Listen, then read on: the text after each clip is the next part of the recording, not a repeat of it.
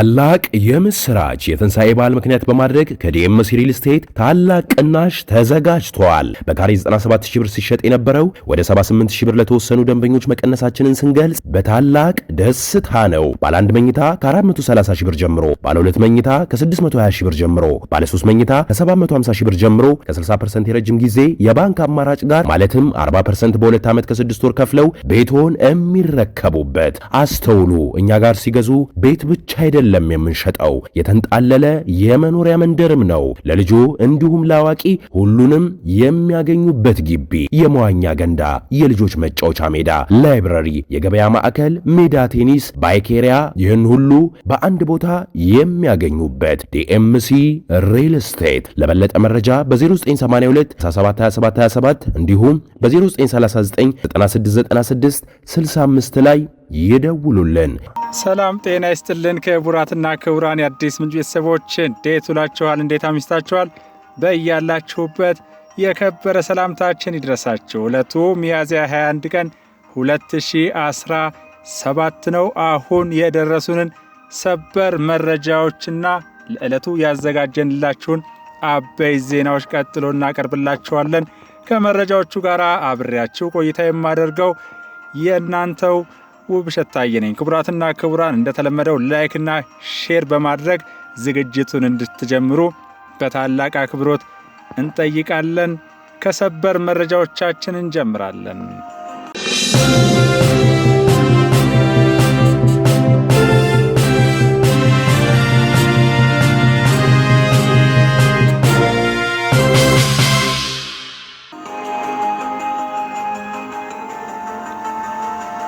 በምስራቅ ወለጋ ዞን በሳሲጋ ወረዳ በሁለተኛ በሎ ቀበሌ የሚንቀሳቀሰው የአሸባሪ ኦነግ ሸኔ ቡድን መደምሰሱን የጣምራ ክፍለ ጦር ዘመቻ ኃላፊ መቶ አለቃ ወርቁ ሂሎ ገለጹ። ዘመቻ መኮንኑ እንዳሉት ሰላም ጠል መሆኑ የለየለት የሽብር ቡድኑ በጫካ መሽጎ ህብረተሰቡን ለስቃይ ሲዳርግ የቆየ ቢሆንም በተጠናከረ መረጃና በጥብቅ ክትትል በሰራዊቱ ብርቱ ክንድ አከርካሪው ተሰብሯል ብለዋል። በተወሰደው እርምጃ ከተደመሰሱት በተጨማሪ 4 የቡድኑ አባላት ሲማረኩ የነፍስ ወከፍ መሳሪያዎች፣ ተተኳሾችና ቡድኑ ለጥፋት ድርጊቱ ሲገለገልባቸው የነበሩ በርካታ የሎጂስቲክ ቁሳቁሶች በቁጥጥር ስር መዋላቸውንም ገልጸዋል። መቶ አለቃ ወርቁ ሂሉ አክለውም የቀረበለትን የሰላም ጥሪ አሻፈረኝ በማለት የህብረተሰቡን ሰላም ለማደፍረስ በሚንቀሳቀስ ማንኛውም ኃይል ላይ የምንወስደውን የማያዳግም እርምጃ አጠናክረን እንቀጥላለን ብለዋል። በማዕከላዊ እዝ የጉባ ክፍለ ጦር ሽፈራው ሬጅመንት ነብሮ ሻምበል በጠላት ላይ ከፍተኛ ኪሳራ ማድረሱን ከዳሎል ማዕከላዊ እዝ ያገኘነው ሰበር መረጃ አመልክቷል። የጉባ ክፍለ ጦር ሽፈራው ሬጅመንት ነብሮ ሻምበል በተሰማራበት የግዳጅ ቀጠና በጠላት ላይ በወሰደው የማያዳግም እርምጃ ከፍተኛ ሰብአዊና ማቴሪያላዊ ኪሳራ ማድረሱን የሻምበል አዛዡ ምክትል መቶ አለቃ ቅጤሳ ደበበ ገልጸዋል። በኦፕሬሽኑ ተንጠባጥቦ በዝርፊያ ላይ የተሰማራው የሸኔ ቡድን ሙት ቁስለኛና ምርኮኛ መሆኑንም ለማወቅ ተችሏል። የሚያጋጥመንን ሰው ሰራሽና ተፈጥሯዊ መሰናክሎች በመሻገር የህዝብን ሰላም በሚያውኩ ጸረ ሰላም ኃይሎች ላይ በወሰደው እርምጃ የኦነግ ሸኔን አሸባሪ ቡድን ብረት ክንዳችንን እንዲቀምስ አድርገነዋል ብለዋል። የመንግስትን የሰላም ጥሪ ችላ በማለት የህዝብን ሰላም በሚያደፈርሱ የጥፋት ኃይሎች ላይ የማያቋርጥ ተከታታይ እርምጃችንን ከወትሮ በተለየ ሁኔታ አጠናክረን እንቀጥላለንም ብለዋል ሻምበል አዛዡ። የሻምበሏ አባላት በበኩላቸው በሚሰጠን ማንኛውም ግዳጅ ደከመን ሰለቸን ሳንል በመውጣት በጠላት ላይ ድል እየተቀዳጀን ለሀገራችንና ለህዝባችን ተፈላጊውን ሰላም እናሰፍናለን ሲሉ የጋራ እምነታቸውን አንጸባርቀዋል። ሰበር መረጃዎቻችን ቀጥለዋል። በምዕራብ ሸዋ ዞን ኢሉ ገላን ወረዳ ህብረተሰቡን ሲያውክ በነበረው አሸባሪ ኦነግ ሸኔ ቡድን ላይም ተመሳሳይ ጠንካራ እርምጃ ተወስዷል። በምዕራብ ሸዋ ዞን ወረዳ ጃጅ ተብሎ በሚጠራው አካባቢ የተንቀሳቀሰ ህብረተሰቡን ሲያውክ በነበረው የሸኔ ቡድን ላይ እርምጃ መወሰዱን የገለጹት በዳሴ ኮር የጣና ክፍለ ጦር የሬጅመንት አዛዥ የሆኑት መቶ አለቃ ደጊሳ ደጎሎ ናቸው። መቶ አለቃ ደጊሳ የተሰጠንን ግዳይ ተቀብለን ጠላትን በማሰስ ታጣቂውን ከተደበቀበት ጫካ እየገባን አሳደን በመደምሰስ የጋሳይ ሬጅመንትን አይበገሬነት በተግባር አሳይተናል ብለዋል። በርካታ ቁጥር ያለው የሌባ ስብስብ ከተለያየ ቦታ ተጠራርቶ ለዘረፋ በተዘጋጀበት ቦታ ገብተን በመዋጋት ሰብአዊና ቁሳዊ ኪሳራ ከማድረስም በተጨማሪ በርካታ የነፍስ ወከፍ መሳሪያዎች ከነ ተተኳሾቻቸው እንዲሁም ሌሎች የቡድኑን መገልገያ ቁሳቁስና ተተኳሾችን በመማረክ በርካታ የቡድን አባላት ሙትና ቁስለኛ አድርገናልም ብለዋል። በየዕለቱ እጃቸውን በመስጣት ላይ ያሉ የኦነግ ሸኔ አባላት ቁጥርም እየጨመረ ቀጥሏል። በምስራቅ ወለጋ ዞን በጉቱ ጊዳ እና በዋዩ ቱቃ ወረዳ ሲንቀሳቀሱ የነበሩ የአሸባሪ የኦነግ ሸኔ ታጣቂ ኃይሎች እጃቸውን ለሰራዊቱ እየሰጡ መሆኑን የገለጹት ደግሞ የጉባ ክፍለ ጦር አዛዥ ኮሎኔል አስጨንቅ ጽጌ ናቸው። በተሰጠን ሀገራዊና ህዝባዊ ተልዕኮ እየተመራን ሰላምን ለማስፈን በምንወስደው የተጠናከረ እርምጃ የጠላትን አንገት በማስደፋት እንዲሁም ሎጂስቲክ ምንጩን በማድረግ ተባባሪዎቹን በህግ ተጠያቂ በማድረጋችን የሽብር ቡድኑ አማራጭ አጥቶ ቀን በቀን እጁን ለሰራዊታችን እየሰጠ ይገኛል ሲሉ አዛዡ አረጋግጠዋል። ኮሎኔል አስጨንቅ ጽጌ ያክለውም የሰላምን አማራጭ አንቀበልም ብለው በህዝብ ላይ ግድያና ዘረፋ በሚያካሂዱ አጥፊዎች ላይ የምንወስደው እርምጃ ተጠናክሮ ይቀጥላል ብለዋል። እጃቸውን ለሰራዊቱ የሰጡ የጥፋቱ ኃይሉ አባሎች እስካሁን ድረስ ባለማወቅ ስንበድለው የኖርነውን ህዝብ በልማት እንክሳለን ሲሉ በጸጸት መናገራቸውንም የደረሰ መረጃ ያረጋግጣል። ክቡራትና ክቡራን አሁን ደግሞ ለዕለቱ ወደ መረጥናቸው የዕለቱ አበይት ዜናዎች ተሸጋግረናል። ኢትዮጵያ ከጎረቤት ሀገራት ጋር የጋራ ጥቅምን ማዕከል ባደረገ መልኩ በሚደረግ ድርድር የባህር በር ማግኘት እንደሚገባት በአፍሪካ ጉዳይ የፖለቲካ ተንታኝ የሆኑት ላውረንስ ፍሪማን ተናግረዋል። ዲፕሎማሲያዊ ትብብርን በማጠናከርና በሰጥቶ መቀበል መርህ የአፍሪካ ቀንድ ቀጠናን አጋርነት በማሳደግ ረገድ ኢትዮጵያ ትልቅ ሚና እንደምትጫወትም የፖለቲካ ተንታኙ ገልጸዋል። ከኢቢሲ ጋር ቆይታ ያደረጉት እውቁ የፖለቲካ ተንታኝ ላውረንስ ፍሪማን የህዳሴው ግድብ ተጠናቆ በሙሉ አቅሙ ኃይል ማመንጨት ሲጀምር የሀገሪቱን ኢኮኖሚ ብቻ ሳይሆን ለቀጠናው ሁለንተናዊ እድገት ትልቅ አበርክቶ ይኖረዋል ብለዋል። የህዳሴ ግድብ መጠናቀቅ የኢትዮጵያን የኢንዱስትሪ ዘርፍ ለመቀየር ብቻ ሳይሆን ለቀጠናዊ የኢኮኖሚ ትስስር ቁልፍ ሚና እንደሚኖረውም ጠቁመዋል። ኢትዮጵያ አካባቢን የማይበክል ኃይል ለኬንያና ለጅቡቲ ማቅረብ መጀመሯን የተናገሩት ተንታኙ ይህም ከሀገራቱ ጋር ያላትን የኢኮኖሚ ትብብርና ትስስር ለማጠናከር ያግዛታል ብለዋል። በአፍሪካ ቀንድ ቀጠናዊ ትስስር መጀመሩን የገለጹት የፖለቲካ ተንታኙ ኢትዮጵያ እያደገ ያለውን ኢኮኖሚዋን ይበልጥ ለማስቀጠል ከጎረቤት ሀገራት ጋር የጋራ ጥቅምን መሰረት ባደረገ የድርድር ሂደት የግድ የባህር በር ማግኘት ይገባታልም ብለዋል። የቀድሞ ታጣቂዎችን የተሃድሶ ስልጠና የመስጠትና ወደ ማህበረሰቡ መልሶ የመቀላቀል ስራው ተጠናክሮ መቀጠሉን የብሔራዊ ተሃድሶ ኮሚሽን አስታወቀ። ኮሚሽኑ በትግራይ ክልል ሶስተኛውንና ባዶ አካባቢ የሚገኘውን የአዲ በረሃ የተሃድሶ ማሰልጠኛ ማዕከልን በዛሬው ዕለት ስራ አስጀምሯል።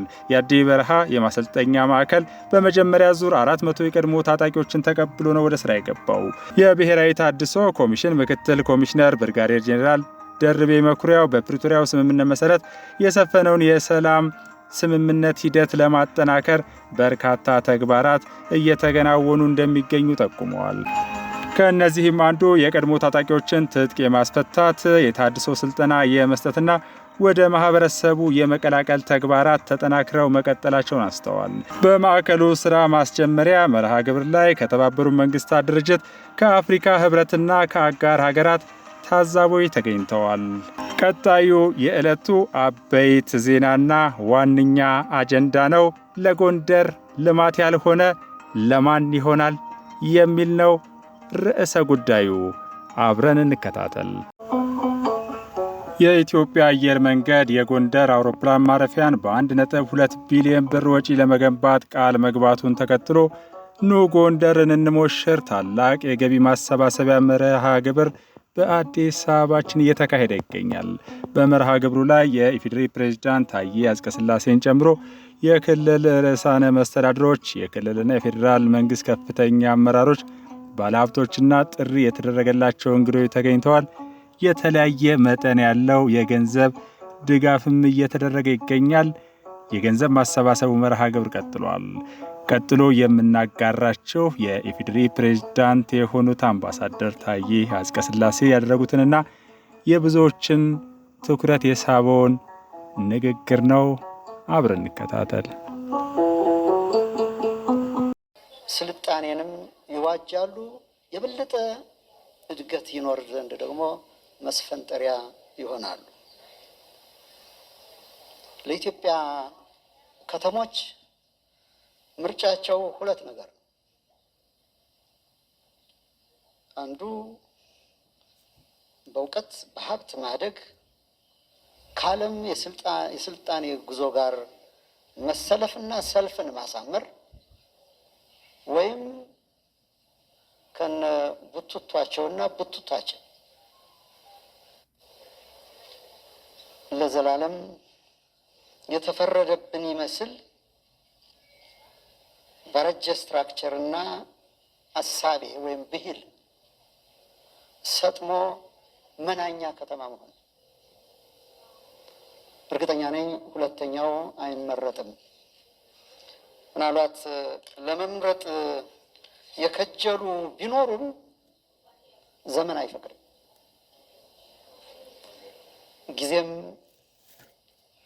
በረከት አይሰጥም። ይህንን የጉስቁልና መንገድ የሚመርጡ ሁሉ ስለዚህ ሰልፍን ማሳመር፣ ወደፊት መትጋት የከተሞቻችን ብሂል መሆን አለበት። ዋናው የእድገት ማዕከላት በመሆኑ፣ የኢንዱስትሪ ማዕከላት በመሆኑ፣ የአገልግሎት ማዕከላት በመሆናቸው ነው። የስልጣኔ ማዕከል በመሆናቸው ነው። ስለዚህ የኢትዮጵያ ከተሞች እጣ ፈንታቸው መሰልጠንና መሰልጠን።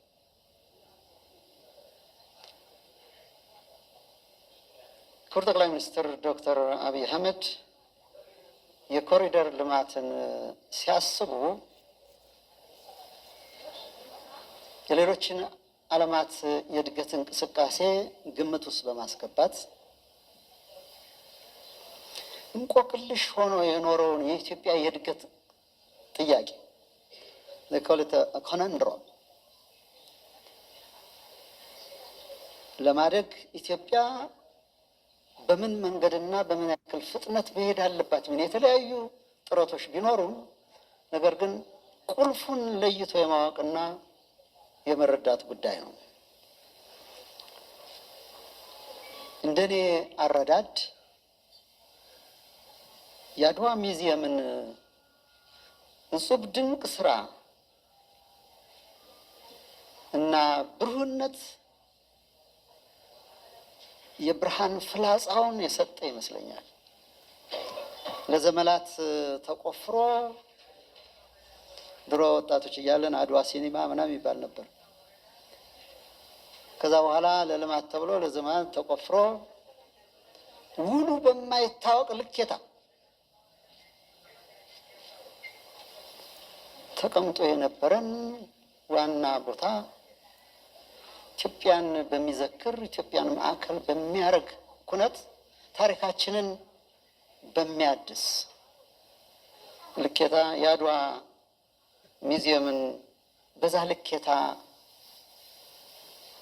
መገንባት መቻል ለካስ ይቻላል የሚል የቁርጠኝነትና ሪዚሊየንስ መፈስን እንደፈጠረ ጥርጥር የለኝም።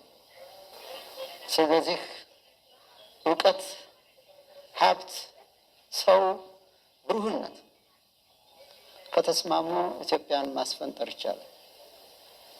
የሌሎችን ዓለም እድገት የምናየውም ይሄ ነው።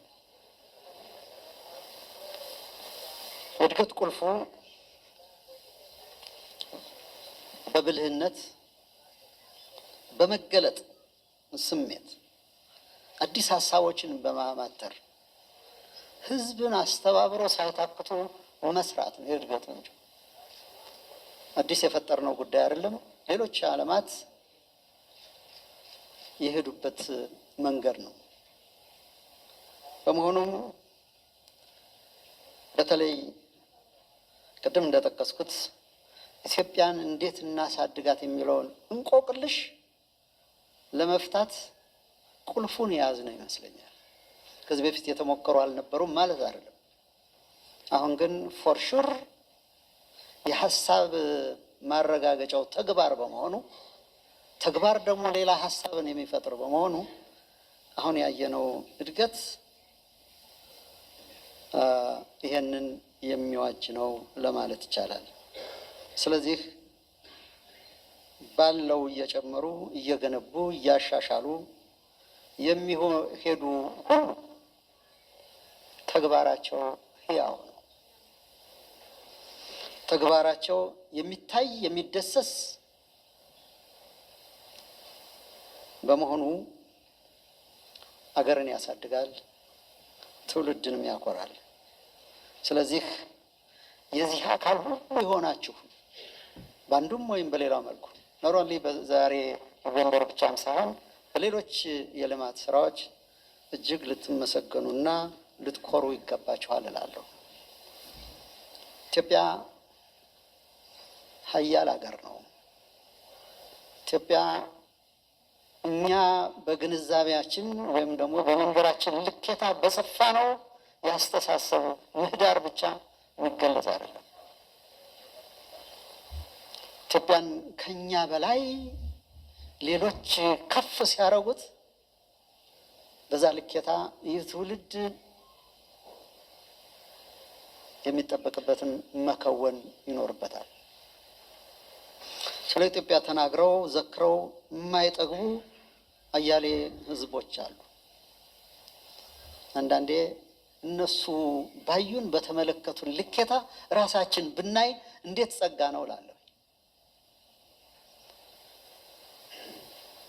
ብዙ ጊዜ አልታደልንም ይህን ለማድረግ። ነገር ግን አሁን የብሩህነት የመሻሻል ሰርቶ የማሳየት የመገለጥ ዘመን በመሆኑ ልክ ሌሎች በሚያሞግሱን በሚያከብሩን ደረጃ በዛ ሰልፍና በዛ ተርታ መገኘት ይኖርብናል። ይህን ለማድረግ ደግሞ በልማት ጎዳና መገስገስ ይኖርብናል። ኢትዮጵያ ሀያልነት ታሪኳ ብቻ አይደለም። ኢትዮጵያ ሀያልነት መሰረቱ ህዝቦቿ አገር መውደዳቸውን በተስረከረከ ጊዜያዊ የፖለቲካ እሳቤ የሚጓዙ አዲስ ፍጡራን አይደሉም፣ አዲስ ብሂልም አይደለም። በየዘመኑ የተሞከረና የታየ ነው። በሚገርም ሁኔታ ይህን ሁሉ የዕለት ዝርክርክ ሀሳብ ኢትዮጵያ ማሸነፍ ችላለች፣ ፕሪቬል ማድረግ ችላለች፣ መቀጠል ትችላለች። ይህ ሳንክ ያጋጠማቸው ሀገራት ለመሻገር ሲተረተሩ ይታያሉ። ይህ ህዝብ ግን ይህን አይፈቅድም። የኢትዮጵያ ታላቅነት መገለጫው ደግሞ ይሄ ነው። የከበሬታው ምንጭ ደግሞ ይሄ ነው። የከበሬታውን ልኬታ ባናዳንቀውም እኛ። ስለዚህ ኢትዮጵያዊነት ሀያል በመሆኑ ይህንን አጥብቆ መቀጠል የተገባ ነው። ጎንደር ቅድም በተደጋጋሚ እንደጠቀሰው የጋራ የኢትዮጵያውያን የእጅ ስራ ነው። ኢትዮጵያውያን ይሄ አዘቦታዊ ንግግር አይደለም፣ ወይም ደግሞ አዲስ የተገለጠ እውቀት አይደለም። በእውቀታቸው፣ በጥበባቸው፣ በወረታቸው፣ በሀብታቸው በጋራ የተገነባ አገር ነው። ከአፄ ፋሲል እስከ አፄ በካፋ፣ ከእቴጌ ምንትዋብ የመጀመሪያዋ ጥበበኛዋ እስከ ሁለተኛዋ ምንትዋብ የራስ አሊ ልጅ ማለት ነው። ከታላቁ ራስ አሊ እስከ ሁለተኛው ራስ አሊ ህንፃዎችና ግንብን ከገነቡ እስከ ግንብ ጠባቂዎች ብዙ ኢትዮጵያውያን ተመላልሰውባታል። ግንብ መጠበቅ ይቻላል። የትውልድ ግን ይሄን የመረጠ አይመስለኝም። መጠበቅ አንድ ነገር ነው፣ በላይ ላይ ይናዳል። ዘመን ሲሸብት ሲጫነው መፍረስ ይጀምራል። በእኛ እድሜ ልኬታ እንኳን ከልጅነት እስካሁን ባለበት ምን ያክል እንደፈረሰ ለመገንዘብ ችለናል። ነገር ግን ከመፍረስ ለማዳን የግዴታ ብሩህነትን ይጠይቃል፣ መወሰን ይጠይቃል። ስለዚህም ጠቅላይ ሚኒስትር አብይ ለወሰዱት ወሳኝ እርምጃ ከፍ ያለ ምስጋናዬን ላቀርብ ይፈቀድልኝ። ጎንደር የሰፈሮች መጠሪያዎች ሁሉ ኢትዮጵያዊ መጣሪያ አላቸው። ከጃን ተከል እስከ አባጃሌ፣ ከሸዋኒት እስከ ደራ፣ ከወገሎ እስከ ሳሙና በር ዩኔሚት ብዙ ነው። ሁሉንም ሪፕሬዘንት ያደረጉ የወንዝ ስሞች፣ የተራራ ስሞች የኢትዮጵያዊነት ህብር መቅለጫ ነው ለማለት ይቻላል። መልቲንግ ፖት ነው። ስነ ጥበቡ፣ ኪነ ህንፃው የሁሉም ኢትዮጵያዊ ስሬት ነው። ስለዚህ ጎንደርን የግዴታ የልማት ማዕከል ማድረግ ተገቢ ይሆናል። ልማት ማዕከል ማድረግ ማለት ህዝብን ከድህነት ማውጣት ማለት ነው። ቁልፍ እሱ። እያንዳንዱ የኢትዮጵያ ከተሞች በትውልድ ቅብብሎሽ መዘመንና ማደግ ይኖርባቸዋል። አሁን የኮሪደር ልማት አንዳንዴ ስሙ አነስ ይላል። ኮሪደር ሲባል ስናራ ባውደ ኮሪደር መተላለፊያ አይደለም፣ ትልቅ ሰፊ ሀሳብ ነው።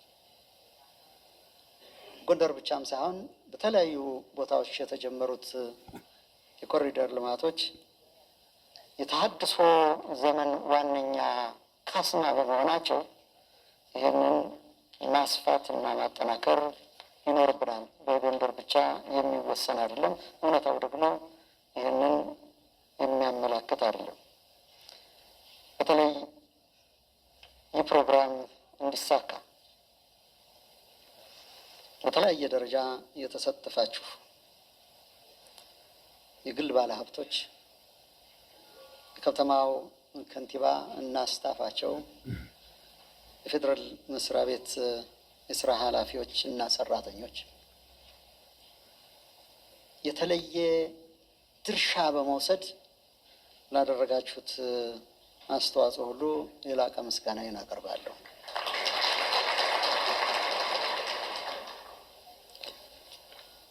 የተለያየ ቅድም እንደሰማ ነው በእውነቱ ከጠበቁት በላይ ነው።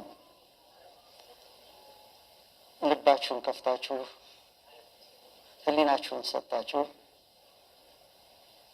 የጎንደር ልማት ፕራይም ሚኒስትር አብይ የጀመሩት የበለጠ እንዲሰፋ ፕሮጀክት ስፔሲፊክ ነው። በነገራችን ላይ በፕሮጀክት ተቋጥሮ የተቀመጠ ነው። ከትንሽ እስከ ከፍተኛ ላደረጋችሁት አስተዋጽኦ ሁሉ የከበረ ምስጋናዬ ይድረሳችሁ።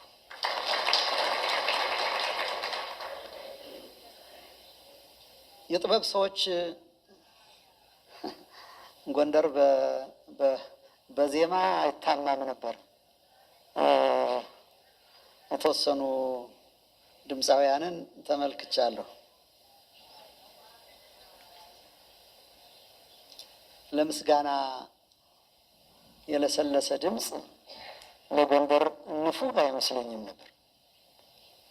እኔ ከመካከላችን የተገኙትን ዘማሪያን ወጣቶቹን እንዲሁም ደግሞ የተለያዩ ጣዕመ ዜማ ውብ ያሰሙንን የሙዚቃ ተጫዋቾችን ሁሉ ላመሰግን እወዳለሁ።